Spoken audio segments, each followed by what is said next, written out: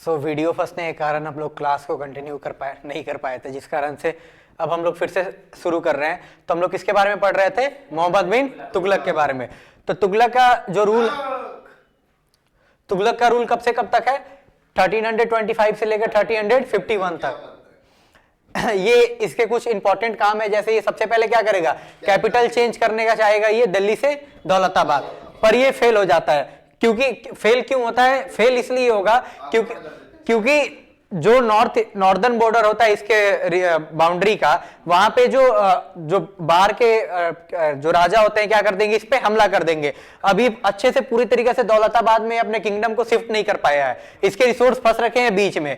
तो जिस कारण से क्या हो रहा है कि ये इसका कैपिटल चेंज करने का भी इनिशिएटिव फेल हो जा रहा है। तो ये कैपिटल चेंज क्यों करना चाहता था? क्योंकि इसको था कि मुझे साउथ में भी रूल करना है, तो साउथ में रूल करने के लिए कन्वीनियंस कहां से ज्यादा होगा अगर बीच में हम रहेंगे, तो इसलिए दौलताबाद को चुनता है। दौलताबाद प्रेजेंट डे महाराष्ट्र और कर्नाटका साइड में ये आता है। फिर दूसरा क्या है? ये टोकन करेंसी का लेकर आता है सिस्टम, जिसमें क्या करेगा? ये सबसे पहले क्वेश्चन ये भी बनता है कि टोकन करेंसी किस राजा के द्वारा लेकर आया गया था दिल्ली सल्तनत में? तो मोहम्मद बिन तुगलक। इसमें ये क्या करेगा? कॉपर कॉइन्स को किसके इक्वल कर देगा? सिल्वर के, यानी सिल्वर और कॉपर बराबर है, जिस कारण से क्या होगा? फॉर्जरी होगा और इन्फ्लेशन बढ़ जाएगा। यानी लोग इतने डुप्लीकेट कॉइन्स यूज करने लगेंगे तो उस कारण से क्या हो जाएगा? महंगाई बढ़ जाएगा। तो लास्ट में हमारा क्लास कहां फंसा था? यही दीवाने खोई पे। यानी ये क्या करेगा? एडमिनिस्ट्रेटिव रिफॉर्म लेकर आएगा। कहां पे लेकर आएगा? अपने रूल में। तो उसमें क्या, एग्रीकल्चर रिफॉर्म रहेगा। तो एग्रीकल्चर रिफॉर्म में क्या रहेगा? एस्टेब्लिशमेंट ऑफ दीवाने खोई। इसमें क्या रहता है? एग्रीकल्चर का स्पेशलाइज्ड डिपार्टमेंट बनाता है। क्यों बनाता है? जिस कारण से क्रॉप का जो कैपेसिटी है ग्रो करने का और ज्यादा प्रोडक्टिविटी दे सके, वो सबको हम लोग बढ़ा सके। यानी उपजाऊ बढ़ाने के लिए ये एक डिपार्टमेंट बनाएगा जिसका नाम है दीवाने खोई। तो ये इंपॉर्टेंट है इसका। दूसरा एक और आखिरी इसका इंपॉर्टेंट चीज ये क्या है? इसका इंपॉर्टेंट नेक्स्ट ये है कि ये द्वाब रीजन में टैक्सेशन का सिस्टम लेके आएगा। द्वाब रीजन वो है प्रेजेंट डे जो अभी गंगा और यमुना के जो आसपास जो लैंड है, उस गंगा और यमुना नदी के आसपास के जो भी जमीन है, उस रीजन को किस नाम से हम लोग जानते हैं? द्वाब रीजन। तो द्वाब रीजन में क्या लेके आएगा? न्यू टैक्स लॉ लेकर आएगा, जिसमें क्या होगा? वो भी कब लेकर आ रहा है? फेमाइन के टाइम पे, यानी जब भुखमरी है। तो भुखमरी के टाइम पे ये क्या कर रहा है? ये लोगों पे टैक्स लगा रहा है। तो पीजेंट क्या करेंगे? रिवॉल्ट कर देंगे इसके अगेंस्ट में, जिस कारण से वो फेल हो जाता है। बोला जाता है कि मोहम्मद बिन तुगलक सबसे मतलब ऐसा माना जाता है बहुत पढ़ा लिखा था, सबसे पढ़ा लिखा दिल्ली सल्तनत का किंग इसको माना जाता है। पर इसको साथ में हिस्टोरियंस ये भी लिख रखे हैं कि एक वाइज फूल है, यानी सोचता बहुत अच्छा था, यानी एम्बिशन इसका बहुत अच्छा था, पर रिजल्ट इसको ऐसा मिल नहीं पाता था।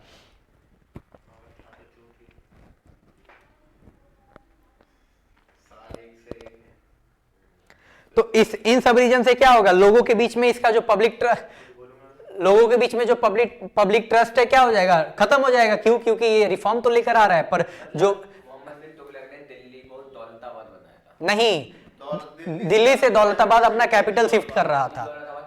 दौलताबाद बोल तो प्रेजेंट डे महाराष्ट्र और कर्नाटका का जो एरिया है उधर पड़ता है दौलताबाद।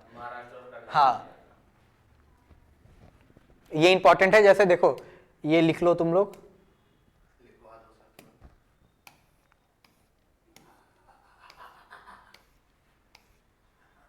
देखो ये है, ये लिखो, taxation in Doab region, increase land revenue during famine, cost peasant revolt. Agriculture reform क्या करेगा? एस्टेब्लिशमेंट दीवाने कोई। उसका रिजल्ट क्या होगा? लोग, क्योंकि इसका जितने भी रिफॉर्म थे सब फेल होते जा रहे हैं, तो पहला तो एडमिनिस्ट्रेटिव फेलियर होगा। क्यों होगा? क्योंकि ये तो कैपिटल शिफ्ट कर रहा था। दूसरा क्या होगा? पब्लिक का ट्रस्ट इसके बीच में जो रहता है वो खत्म हो जाएगा, जिस कारण से क्या द्वाब कौन सा रीजन है? प्रेजेंट है गंगा और यमुना का, वहीं 3 से 4 बार मैं बता दिया। हाँ, उस रीजन कहां पे टैक्स लगाएगा? जहां पे खेती होगा वहीं पे ना टैक्स लगा पाएगा। और खेती कहां पे होगा? जहां पे पानी है। हाँ,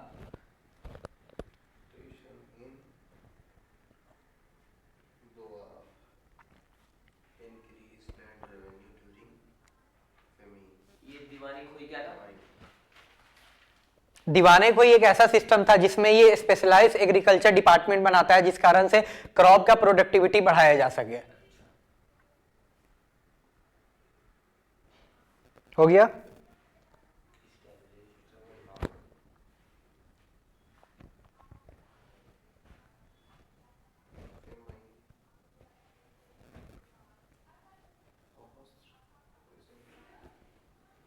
आगे बढ़ते हैं, फिर नोट्स आपको मिल जाएगा।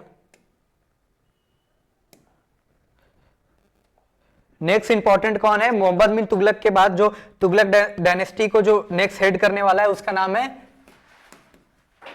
फिरोज शाह तुगलक। इसका पीरियड कब से कब तक रहता है रूल करने का? 1351 टू 1388। यानी ये कब से कब तक रूल करने वाला है? 1351 से लेकर 1388 तक। तो देखो ये फिरोज शाह तुगलक है, इसको बोला जाता था ये काफी ज्यादा मतलब लोगों के भलाई के बारे में ये सोचता था। कि इसके जो प्रीडिसेसर है कौन है? मोहम्मद बिन तुगलक है। वो लोग उस पब्लिक ट्रस्ट उसके बीच से बिल्कुल खत्म हो गया है। तो ये क्या चाहेगा? सबसे पहले पब्लिक को अपने कॉन्फिडेंस में लेना चाहेगा। तो ये कुछ इसलिए इसको बोला जाता था वेलफेयर ओरिएंटेड रूलर बोला जाता था, क्योंकि ये लोगों के भलाई के लिए एक से एक स्कीम लेकर आता है जो लोगों को बेनिफिट कर सके। फिर ये क्या करता है? देखो ये कनाल यानी जो नहर होता है उसका वो बनवाता है, मदरसा बनवाता है और हॉस्पिटल बनवाता है। यानी ये तीन इंपॉर्टेंट चीज बनवा रहा है। सबसे पहले क्या बनवा रहा है? कनाल, मतलब वो नहर है ना? हाँ कैनाल, मदरसा और क्या बनवा रहा है? हॉस्पिटल। इसको हम लोग क्या बोला जाता है? इसको हिस्ट्री में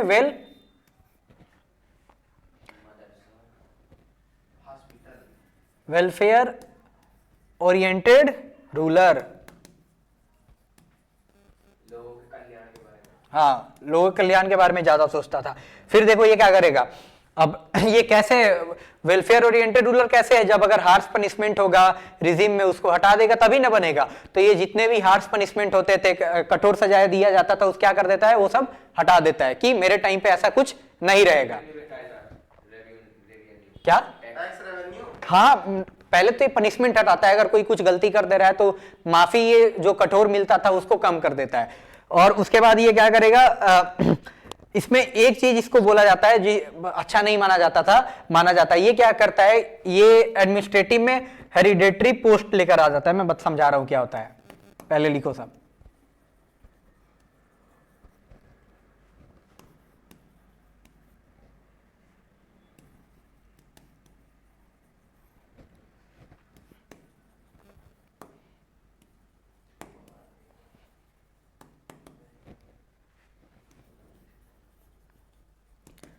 अब देखो इससे पहले जो एडमिनिस्ट्रेशन को जो हेड कर रहे हैं वो कौन है? जो काबिल व्यक्ति हैं। पर अब ये क्या कर दिया है कि जो हेरिडेटरी पोस्ट है, यानी अगर मान लो अभी मैं हूं तो इसके बाद कौन बनेगा? मेरा जो भी मेरा संतान है वो बनेगा। जिस कारण से क्या हो जाएगा? जो एडमिनिस्ट्रेशन है वीक पड़ जाएगा। तो ये इसमें एक मतलब इसका एक कमी अगर कोई देखा जाए जो इंपॉर्टेंट फैक्ट से रिलेटेड है तो ये माना जाएगा। बाकी ये इसके दो अच्छाई हैं। मतलब बेटा का बेटा राजा, राजा का बेटा राजा। इसके बाद देखो क्या होगा? ये अब मरता कब है? ये 1388 में। तो ये मर तो जाएगा 1388 में, पर अभी तुगलक डायनेस्टी का एंड नहीं होगा। पर इसके जितने भी फिरोज शाह तुगलक के जितने भी जो सक्सेसर है, यानी एडमिनिस्ट्रेशन, जो फिरोज शाह तुगलक के बाद जितने भी आने वाले सक्सेसर इसके हैं वो इसके इतने काबिल नहीं होते हैं। जिस कारण से वो क्या करेंगे? दिल्ली क्या नाम है? तुगलक डायनेस्टी को अच्छे से संभाल नहीं पाएंगे। ये मर जाएगा 1388 में। पर जो तुगलक डायनेस्टी है इसका ये एंड कब होता है? 1414 में। यानी ये अभी भी आगे चलने वाला है। पर देखो क्या होगा? जो मेन रीजन है तो फिरोज शाह तुगलक के जो भी आने वाले जो वंशज होते हैं उतने वो सक्षम नहीं हो पाते हैं जो संभाल सके। फिर क्या होता है? इससे पहले इंपॉर्टेंट है, यहां पे लिखो सब। तैमूर क्या करेगा? इन्वेजन कर देगा 1404 में। जो तुम्हारा तुगलक डायनेस्टी है वो खत्म हो जाएगा, एंड हो जाएगा। अब यहां पे तैमूर है। तैमूर क्या कर देगा? इंडिया में उस समय इन्वेजन कर देगा। अब ये इन्वेजन करेगा जिस कारण से क्या हो जाएगा? बहुत ज्यादा कमजोर पड़ जाएगा क्या इसका जो भी इसका जो रूल होता है।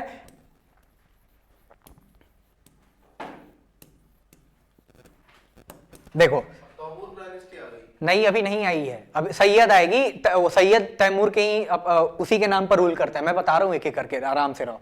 तो जो इसके सक्सेसर हैं वो क्या कर रहे हैं, वो इसके सक्सेसर उतने काबिल नहीं है। इसी बीच में क्या हो रहा है, तैमूर 1398 में क्या कर दे रहा है, दिल्ली को इन्वेड कर दे रहा है। जब वो इन्वेड करेगा तो दिल्ली को तहस नहस पूरी तरीके से कर देगा। तो लोग भी इससे खुश नहीं होंगे कि कैसा राजा है कि हम लोग को बचा नहीं पाया।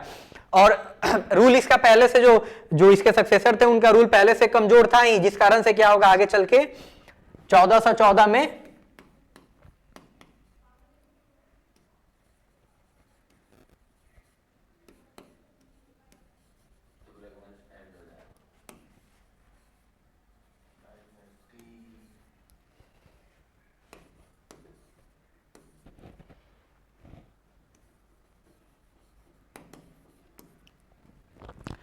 किसके द्वारा एंड होगा, सैयद के द्वारा। यानी अब यहां से किसका एस्टेब्लिशमेंट होने वाला है, सैयद डायनेस्टी का। मतलब सैयद के द्वारा कैसे एंड हुआ इसका? ये पहले से कमजोर पड़ चुके थे। तो जो तैमूर आया था वो ऐसा जो मारपीट कर कर गया कि रीजन ही अच्छे से जो इनके पास बचा था उसको होल्ड नहीं कर पा रहे थे। जो भी एरिया था वहां के अलग अलग जो फ्यूडल किंग थे वो क्या बोलते हैं, ऑटोनॉमी मांग रहे थे कि अब हम अपने खुद से राज करेंगे, इसका बात नहीं मान रहे थे। तो आगे चल के सैयद आएगा, मतलब ये समझो कि स्पेन पे उसका साम्राज्य टिका हुआ है, तो उसको क्या करना है, बस ऐसे एक बार ऐसे मारना है। तो मारने से क्या होगा, रूल हिल गया। तो यहां से किसका अब शुरुआत हो रहा है, सैयद का। अब देखो सैयद डायनेस्टी को बोला जाता है, कुछ इंपॉर्टेंट चीज है कि सबसे कम टाइम कोई दिल्ली सल्तनत में रूल कर रखा है वो कौन है, सैयद है। और सैयद का कुछ इंपॉर्टेंट काम भी नहीं है। सैयद को बोला जाता है कि लोडी और जो तुगलक डायनेस्टी है उसके बीच का जो गैप पीरियड को खत्म करने के लिए इन लोग को आ रखा है। यानी वो होता नहीं है कि दो, अगर मान लो कोई एक्टर है, दो हिट मूवी के बीच में एक फ्लॉप मूवी का उसका टाइम रहता है, तो वो जो पासिंग टाइम रहता है वैसा ही समझ लो कि दिल्ली सल्तनत के बीच में पासिंग टाइम किसका है, सैयद का। यानी इनका कुछ वैसा कुछ खास रोल ही नहीं रहा है, कुछ वैसा कर ही नहीं पाए इतना इंपॉर्टेंट कि इनको हम लोग वैसे पढ़ सके।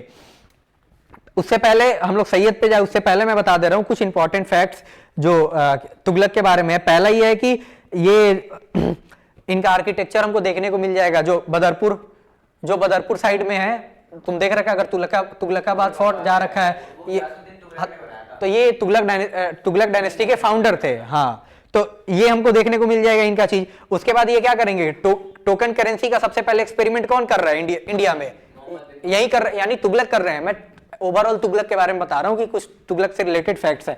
लिखवा तो मैं सब दिया हूं पर मैं एक एक करके बता दे रहा हूं ताकि तुम लोग ध्यान रखे।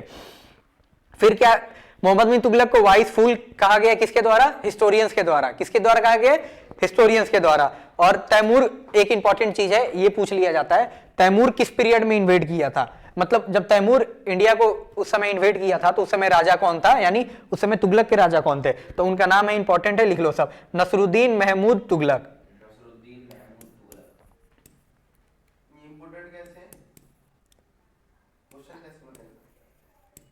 Who was the ruler of Delhi Sultanate when Taimur invaded India?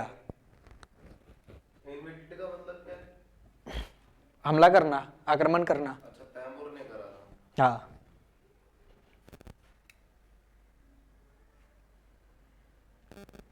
1414 में नहीं 1398।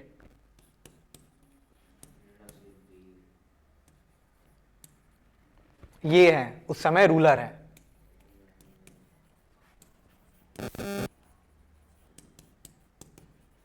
उस टाइम पे रूलर कौन है, ये है, लिखो सब।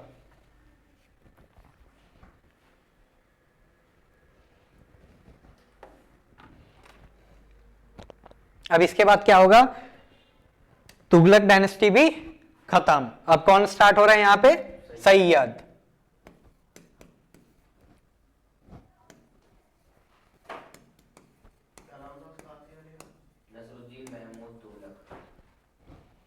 सैयद कब से कब तक रूल करेंगे, 1414 से लेकर 1451। सबसे कम टाइम पीरियड के लिए कोई रूल कर रहा है तो कौन है, ये सैयद ही है। ये किसके द्वारा फाउंड किया जा रहा है, खिज्र खान के द्वारा। इसके फाउंडर कौन है सैयद डायनेस्टी के, खिज्र खान। अब देखो खिज्र खान कौन है, स्टोरी जानो।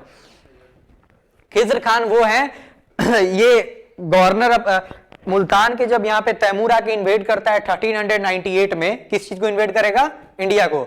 तो वो क्या करेगा, जो मुल्तान साइड का रीजन है उसको कैप्चर कर लेगा। मुल्तान प्रेजेंट डे पाकिस्तान में पड़ता है वो तुम्हारा बलूचिस्तान के साइड का एरिया है मुल्तान। तो जो मुल्तान का गवर्नर किसको बना देगा? तैमूर खिज्र खान को उस समय। तो वहीं खिज्र खान आगे चलकर जब तुगलक बहुत कमजोर पड़ जाते हैं तो उनका खात्मा कर कर किस चीज का एस्टेब्लिशमेंट करेगा? सैयद डायनेस्टी का। किसके द्वारा होगा? खिज्र खान। ये कौन था? मुल्तान का गवर्नर था। किसके द्वारा अपॉइंट किया गया था? तैमूर के द्वारा, याद रखना है। खिज्र खान फाउंडर था। हाँ, सैयद का। अब देखो खिज्र खान के बारे में ये है, तो खिज्र खान जब यहां पे सैयद डायनेस्टी का रूलर बना तो ये अपने आप को राजा नहीं मानता था, ये तैमूर के नाम पे राज करता था। यानी ये बोलता था मैं राजा नहीं हूं, राजा कौन है? तैमूर है। यानी उसके नाम पर ये यहां पे क्या कर रहा है? राज कर रहा है। पर इसके बाद जो इसका आने वाला सक्सेसर बनता है मुबारक शाह, तो मुबारक शाह क्या करेगा? वो चल के बोलेगा कि नहीं, अब मुझे तैमूर से कोई मतलब नहीं है। जैसे स्लेव डायनेस्टी कुतुबुद्दीन ऐबक के द्वारा फाउंड किया गया था, पर स्टार्टिंग में वो किसके नाम पर रूल कर रहा था? उसको बैठाया किसके द्वारा गया था?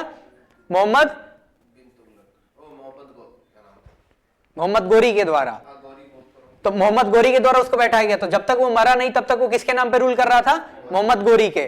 कब से लेके 1192 से लेकर 1206 तक। कुतुबुद्दीन आया था। हाँ, वही फाउंड किया है, वही फाउंड किया है। उसके बाद इल्तुतमिश आएगा। स्लेव डायनेस्टी का बात हो रहा है, तुम क्लास नहीं लिया है, देख लेना, समझ आ जाएगा। तो सेम वैसे ही खिज्र खान किसके नाम पे रूल कर रहे हैं यहाँ पे? तैमूर के नाम पे। और इसके बाद जो राजा बनेगा, इसके मरने के बाद इसका बेटा मुबारक शाह क्या करेगा? बोलेगा कि नहीं, मैं ही राजा हूं। अब देखो इसका टाइम पीरियड वैसे इंपॉर्टेंट है नहीं, पूछा नहीं जाएगा, पर मैं लिख ले रहा हूं। ये कब से कब तक यहाँ पे तुमको रूल करेगा? 1414 से लेकर 1421 तक। अब सैयद डायनेस्टी के जितने भी रूलर हैं उनका कुछ खास इंपॉर्टेंट काम है ही नहीं, जिस कारण से हम लोग लिख नहीं रहे। एज अ होल इनके बारे में हम लोग पढ़ लेंगे। अब देखो इसके बाद कौन बनता है? मुबारक शाह। हाँ, ये कब से कब तक रहेगा? 1421 से लेकर 1434 तक। और इसी को बोला जाता है कि मुबारक शाह ही था जो बोलता है नहीं, अब हम लोग तैमूर के नाम पे रूल नहीं करेंगे, खुद से रूल करेंगे। इसके बाद मोहम्मद शाह और अलाउद्दीन आलम शाह बनेंगे। तैमूर था वो सैयद डायनेस्टी का ही था। तैमूर दूसरा था। तैमूर क्या करता है? खिज्र खान को गवर्नर बना देता है। देखो एग्जांपल समझा रहा हूं। मैं तैमूर हूं, मैं जाकर इंडिया पे इन्वेड किया, मैं मुल्तान का रीजन अपने अंडर में रख लिया। अब तुम मेरा दोस्त है या फिर तुम मेरा एक आदमी है जो भी है, स्लेव है, मैं तुमको क्या करूंगा? मुल्तान का गवर्नर बना दूंगा। अब तुम जब तक मैं जिंदा हूं तो तुम जैसे ही, अब ये मान लो तुगलक है उस समय, और ये जैसे ही तुगलक कमजोर पड़ गए, तुम क्या करेगा कि तुम इनको खत्म करके अपना सैयद डायनेस्टी का यहाँ पे क्या करेगा? एस्टेब्लिश कर देगा। तो तुम जब तक है तुम क्या करेगा? तुम रूल करेगा मेरे नाम पर, यानी किसके नाम पर? तैमूर के नाम पर। अब जैसे ही तुम मरेगा, तुम्हारे बाद जैसे ही तुम्हारा बेटा बनेगा मुबारक शाह, वो क्या करेगा? बोलेगा कि नहीं, राजा कौन है? मैं हूं, मतलब मुबारक शाह है, यानी अब तैमूर के नाम पर रूल नहीं हो रहा है। इसके बाद दो और बनेंगे, महमूद शाह और अलाउद्दीन आलम शाह, पर वो उतने इंपॉर्टेंट है नहीं, जिसका नाम हम लोग को लिखने का जरूरत है नहीं।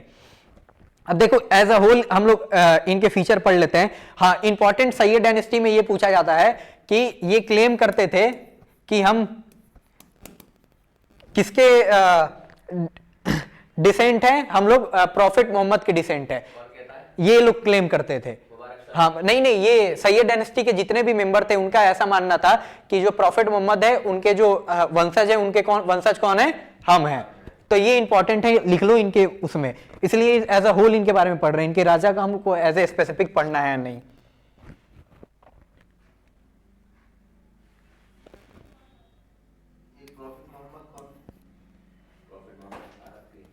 प्रॉफिट मोहम्मद माना जाता है कि जो इस्लाम रिलीजन है उसके आखिरी प्रॉफिट है, यानी मसीहा।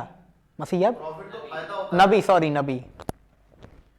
प्रॉफिट फायदा होता है, PROPHET। वो प्रॉफिट है, तुम प्रॉफिट बोल रहा है।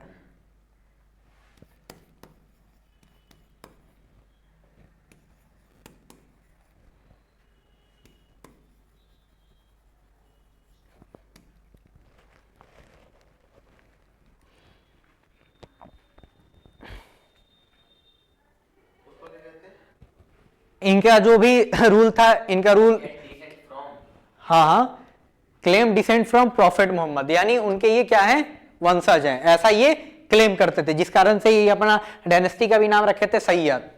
अब देखो इनके पीरियड को हम लोग ऐसे याद करते हैं कि इनका जो एडमिनिस्ट्रेशन था काफी वीक था, ये क्या, उसके बाद इकोनॉमी बहुत ज्यादा डिक्लाइन हुआ, और जो रेबेलियन था इनके टाइम पे बहुत ज्यादा लोग मतलब इनके ही खिलाफ लोग जो होते थे खड़े हो जाते थे लड़ने के लिए, ये जो सैयद के जो भी रूलर थे, क्योंकि उतने स्ट्रांग थे ही नहीं, और ये रूल भी किए थे तो दिल्ली और उसके कुछ आसपास के रीजन को किए थे, ज्यादा रीजन भी इनके कंट्रोल में उस समय पे नहीं था। अब इसके बाद देखो क्या होगा, सैयद डायनेस्टी का क्या होगा, यहाँ पे खात्मा होगा। अब देखो ये जो आखिरी रूलर है इसमें इंपॉर्टेंट है, ये लिख लो,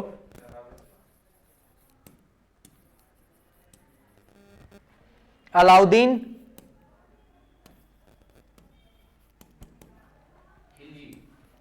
नहीं, अलाउद्दीन आलम, ये सैयद डायनेस्टी के लास्ट रूलर थे। हाँ, ये क्या करेंगे, खुद से अपने गद्दी को छोड़ देंगे। अब मैं बता रहा हूं क्यों छोड़ेंगे।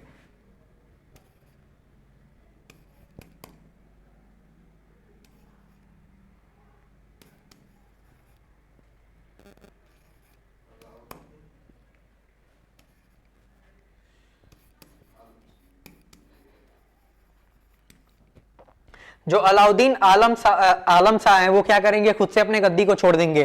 क्यों छोड़ेंगे, क्योंकि इनका राज करने में इनका मन ही नहीं लगता था, यानी ये अपने डायनेस्टी को संभाल ही नहीं पा रहे थे, इनका इसमें मन नहीं लगता था, तो ये क्या करेंगे, खुद से बहलोल लोदी को अपने डायनेस्टी को सौंप देंगे, और यहां से चल जाएंगे बदायूं, एक यूपी में जगह है, वहां पे जाकर ये अपना आखिरी का समय काटेंगे। तो देखो ये क्या करेंगे, ये खुद से गद्दी हाँ, handed over, abdicated the throne। हाँ, मतलब अपने थ्रोन यानी गद्दी को खुद से छोड़ देंगे, handed over throne to Bahlol Lodi.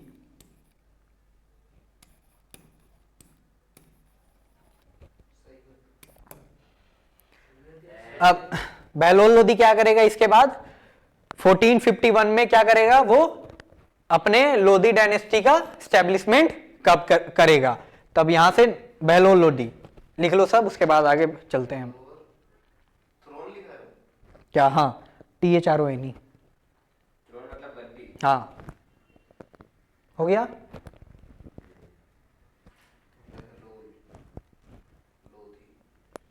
आगे बढ़ते हैं अब दिल्ली सल्तनत के आखिरी जो डायनेस्टी है कौन है, लोडी डायनेस्टी, उसके बारे में हम लोग बात करेंगे, उसके बाद दिल्ली सल्तनत खत्म हो जाएगा। कर रहा है, मारो खड़े हो। अरे वॉइस काट दिया है यहाँ से।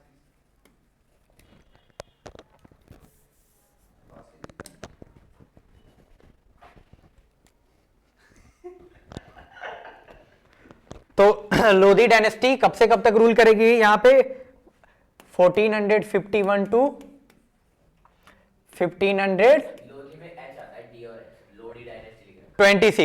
ठीक है।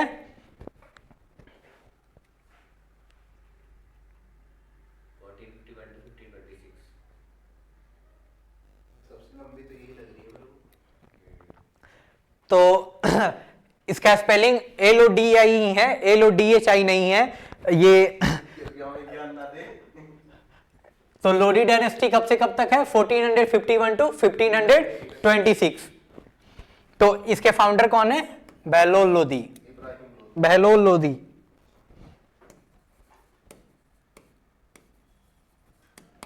किस ईयर में फाउंड हो रहा है, 1451। अब इसमें इंपॉर्टेंट कुछ है, पहले यानी 1451 में अलाउद्दीन आलम शाह ने अपनी राजगद्दी बहलोल लोदी के हाथ में दे दी, हाँ, और इसने अपनी लोधी डायनेस्टी बना दी। हाँ, वहां से सैयद डायनेस्टी खत्म हो जाएगा 1451 में, और जो अलाउद्दीन आलम शाह है वो कहां चला जाएगा, बदायूं, एक यूपी में जगह है, वहां पे आगे जाके अपना जो भी टाइम होता है वहां पे काटता है। अब पहले लोडी डायनेस्टी के रूलर है बहलोल लोडी, तो अब इनका टाइम पीरियड रहेगा 1451 से 1489 तक। तो पहला है ये क्या करेंगे, ये तुम्हारा लोडी डायनेस्टी के फाउंडर है। दूसरा है ये इनका ओरिजिन कहां होता है, यानी ये किस साइड के लोग रहते हैं, तो ये होते हैं अफगान। ये अफगान के होते हैं। हाँ, ये कहां के होते हैं, अफगान रीजन के। अफगान origin।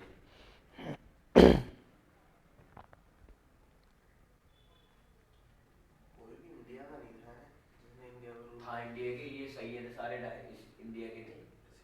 थे तो अफगान नहीं ये जो थे सैयद, ये क्या नाम है, अफगान थे ना? नहीं नहीं, अफगान सिर्फ दो ही रहे हैं जो रूल किए हैं, एक लोडी थे और एक और थे, और जो बाकी सब तुर्किश थे, सब बाकी तुर्किश रीजन के थे, यानी जो प्रेजेंट डे तुर्की रीजन है उधर के सब थे। पहले जो जो तुम्हारा मोहम्मद गजनी था वो भी कहाँ का था, उसी रीजन का। उसके बाद वो जिसको बनाया कुतुबुद्दीन ऐबक का, वो भी उसी साइड का था। अब देखो बहलोल लोदी के बारे में आगे हम लोग देखें तो इनका कुछ इंपॉर्टेंट ये है कि पहला ये तो दिल्ली सल्तनत के क्या है, फाउंडर हैं। उसके बाद ये देखो क्या करेंगे, ये किस रीजन को कंट्रोल करेंगे, एक तो नॉर्दर्न इंडिया और पंजाब के रीजन को, यानी पंजाब और नॉर्दर्न इंडिया का रीजन किसके कंट्रोल में रहेगा, मतलब लोधी डायनेस्टी के। इसके बाद ज्यादा कुछ इनका खास वैसा काम है नहीं। इसके बाद जो सबसे इंपॉर्टेंट लोडी में आते हैं उनका नाम है सिकंदर लोडी, जिसको सबसे ज्यादा इंपॉर्टेंट माना जाता है। सिकंदर, अच्छा इसने पूरे भारत पे राज किया। ये नहीं बोलते ना अलेक्जेंडर? अलेक्जेंडर कोई और है, ये कोई और है। हिस्ट्री में सब चीज को मिक्स नहीं करते हैं। कौन सिखाएगा तुम्हारे अब्बा? सिकंदर लोदी। अब देखो जैसे स्लेव डायनेस्टी में सबसे इंपॉर्टेंट कौन है, इल्तुतमिश। फिर उसके बाद क्या नाम है, खिलजी में कौन है सबसे, अलाउद्दीन खिलजी। तुगलक में कौन है, मोहम्मद बिन तुगलक। सैयद में वैसा कोई है नहीं। तो अब लोडी में सबसे इंपॉर्टेंट कौन है, सिकंदर लोडी। इसका रियल नाम इसका है निजाम खान। है तो साला वही।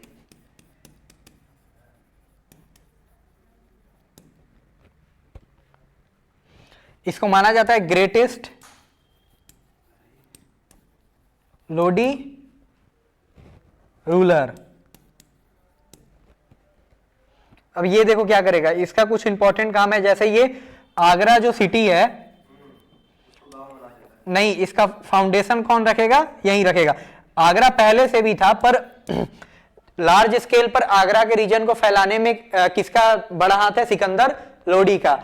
ये कब करेगा, 1504 में, 1504 में।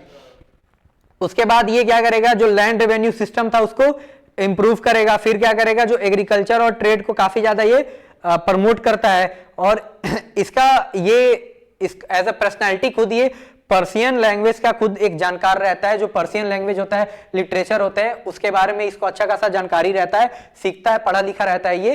तो इसके बारे में कुछ इंपॉर्टेंट चीज ये है। मतलब हाँ अच्छा रहे। उसके बाद नेक्स्ट कौन आएंगे, इब्राहिम, सिकंदर लोडी के बाद, मुगल।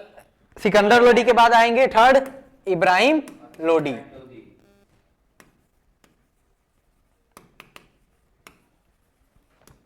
तो इब्राहिम लोडी कब से कब तक रहेंगे, 1517 से लेकर 1526, जब तक बैटल ऑफ पानीपत में ये हार नहीं जाते हैं। किससे, बाबर से।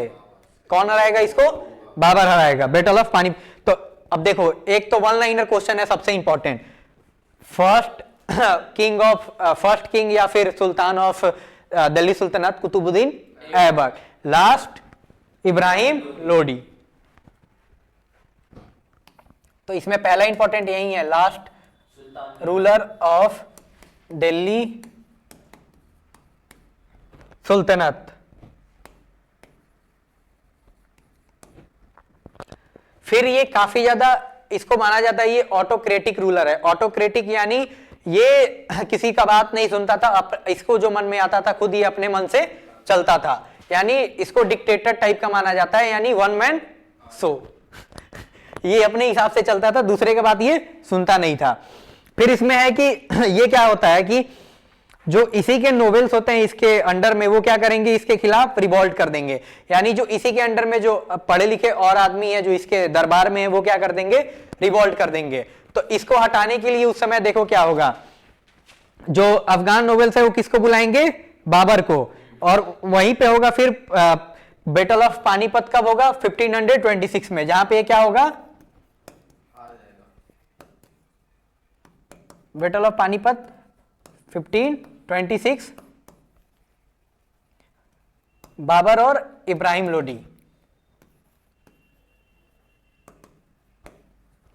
जीतेगा कौन, बाबर। और इसमें क्या हो जाएगा, इब्राहिम लोदी क्या होगा, सुनने में बाबर ये था। ये तुम बताइए, अफवाह फैल रही है, ये कुछ नहीं है।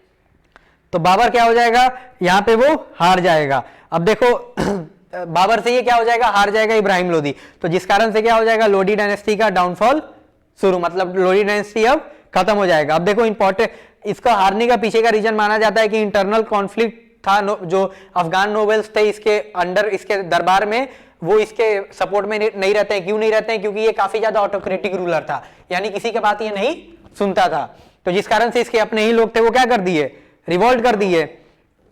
अब इसी के अंडर में एक दौलत खान लोधी था, इसी का एक आदमी था, वो क्या करता है, बाबर को इनवाइट करेगा, किसको इनवाइट करेगा, बाबर को, और बाबर आके इसको क्या करेगा, बैटल ऑफ पानीपत में हरा देगा, और यहां से फाइनली दिल्ली सुल्तनत का क्या हो जाएगा, एंड हो जाएगा। और दिल्ली सुल्तनत खत्म होने के बाद किस चीज का शुरुआत होगा, मुगल का।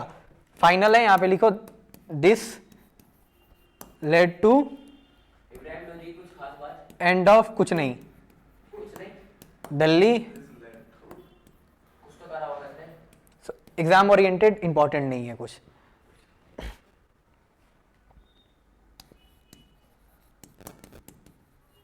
And it mark foundation of Mughal dynasty, empire. Mughal की डायनेस्टी नहीं थी, एंड इट मेक, मुगल का एम्पायर था, इट मार्क है, मेक है, it mark foundation of Mughal empire. अब देखो कुछ इंपॉर्टेंट फैक्ट्स है। बैटल ऑफ पानीपत कब हुआ, 1526 में। बाबर किसको हराता है, इब्राहिम लोदी को। आगरा सिटी किसके द्वारा फाउंड किया जाएगा, सिकंदर लोदी। ये सब इंपॉर्टेंट वन लाइनर क्वेश्चन होते हैं जो बन सकते हैं। फिर उसके बाद देखो, अब जो ये दिल्ली सल्तनत है, इसके कुछ एडमिनिस्ट्रेटिव कुछ वर्क है, उसके बारे में हम लोग जान लेते हैं। तो इनका सेंट्रलाइज सिस्टम होता था, जहां पे जो सुल्तान होता था वो क्या होता था, सबसे टॉप पे। ये इनका एडमिनिस्ट्रेटिव सिस्टम कैसा था उसको हम एक बार समझ ले, लिखवा दे रहा हूं, लिख लो तुम लोग। एडमिनिस्ट्रेटिव सिस्टम लिखना है,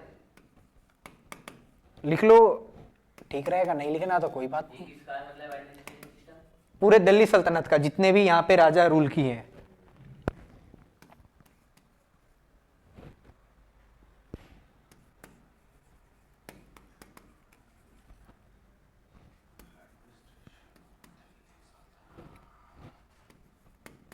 बता के लिखो यार।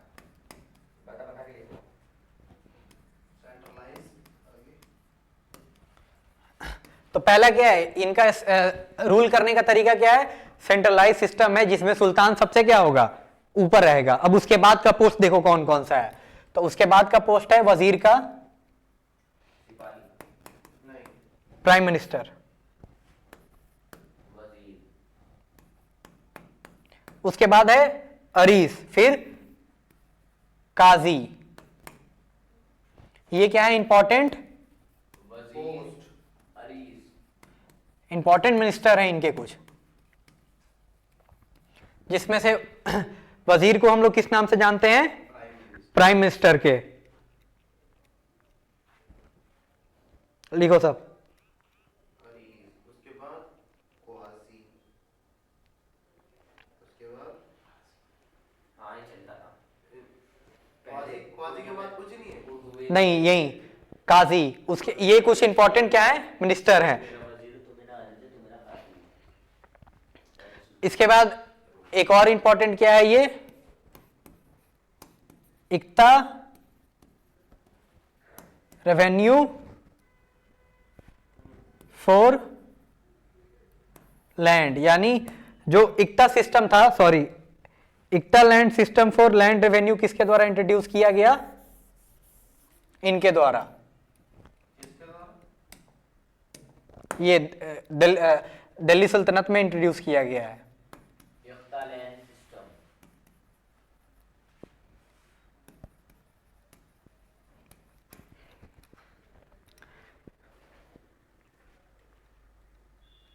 Land system.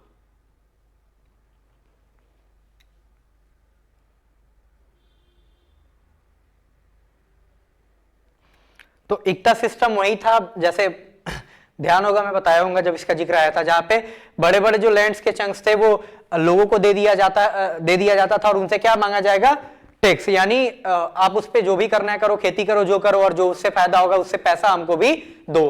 तो ये किसके द्वारा लेकर आया गया है, यही मतलब दिल्ली सल्तनत में के टाइम पे लेकर आया गया है। फिर क्या है, इनके टाइम पे आर्मी का क्या रहता था, आर्मी वेल मेंटेन्ड, और आर्मी को क्या सैलरी टाइम पर मिलती थी।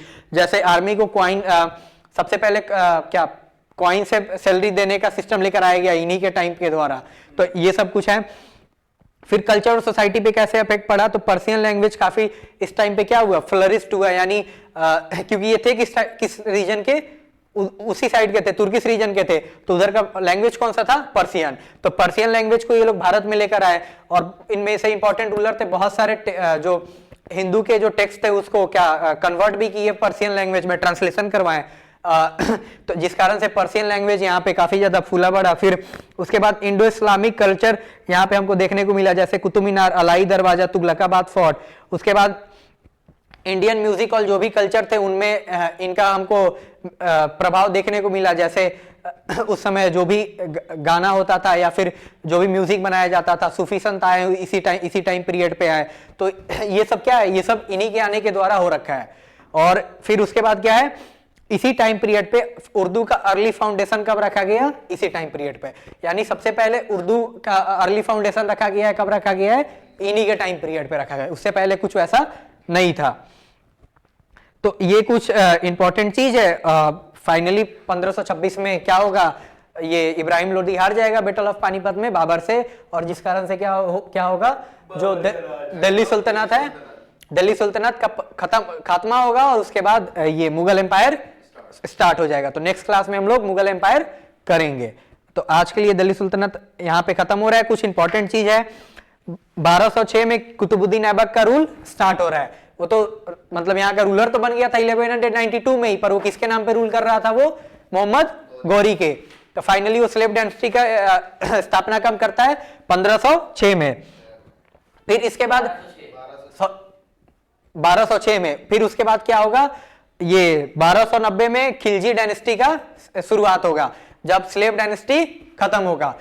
तो खिलजी में गयासुद्दीन खिलजी के द्वारा वो स्टार्ट होगा, और उसके बाद जलालुद्दीन खिलजी के द्वारा स्टार्ट होगा, और उसके बाद उसका खात्मा होगा। तो 1320 में कौन आएंगे, तुगलक। तो जब तुगलक आएंगे तो तुगलक के खात्मा के बाद कौन आएगा, सैयद। तो सैयद कब आएंगे, 1414 में। जब सैयद जाएंगे 1451 में, यानी 1451 में, तब कौन आएंगे, लोडी। और जब लोडी आएंगे तो क्या होगा, 1526 में वो भी खत्म हो जाएंगे, और उसके बाद क्या हो जाएगा, दिल्ली सल्तनत यहाँ पे खत्म, और अब नया मुगल एम्पायर शुरू। तो ये आज का क्लास था। नोट्स आपको मिल जाएगा ऐसे डिस्क्रिप्शन बॉक्स में भी, आपको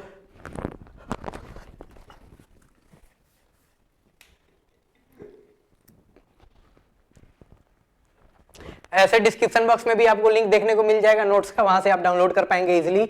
ये रहा नोट्स, एक बार मैं नोट्स दिखा दे रहा हूँ, मैं खुद से करा दिया हूँ, यही सब चीज नोट्स में भी आपको देखने को मिलेगा। यहाँ पे अच्छे से लिखा हुआ है, आपको यहाँ पे आपको नोट्स दिख जाएगा, आप डाउनलोड कर लीजिएगा इजीली। नेक्स्ट क्लास में हम लोग करेंगे मुगल, और मुगल करके हम लोग क्या कर देंगे, मेडिवल इंडिया का खात्मा। मॉडर्न इंडिया हमारा ऑलरेडी हो चुका है। इसी के बीच में कुछ साउथ में उस समय रूल कर रहे थे जो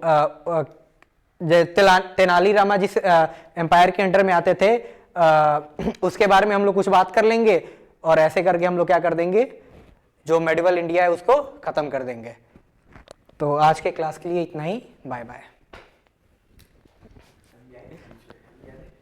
आ जाओ आ जाओ आ जाओ। बेइज्जती करवाने का, वैसे भी YouTube पे डालेंगे। आओ। अरे ये बड़ा आराम से टोपी लगा। So bye bye. Bye bye.